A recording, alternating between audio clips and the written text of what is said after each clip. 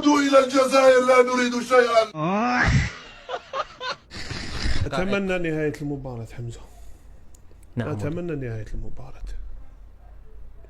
بهذا المستوى تاع المنتخب الوطني. نعم. نتمنى أنه الحكم يصفر نهاية المباراة، لأنه ما راح نشوفوا حاجة كبيرة.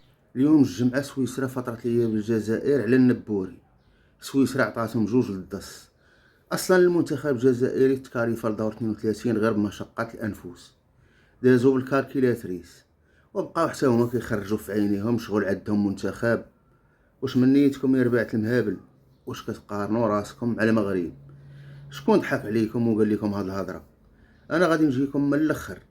الشت الثاني بين الثرى والثريا. ايوا تقعدوا على سلامتكم، والعقوبه المنتخب الشحاتين هما اللي بقاو لينا. نشوفكم بعد 4 سنوات من الان الى زاد الله في العمر. وما تنساوش تعطيونا التقار، ما تسيبورتيونا ما والو، عطيونا غير اتساع. ها عار الله لما عطيونا اتساع.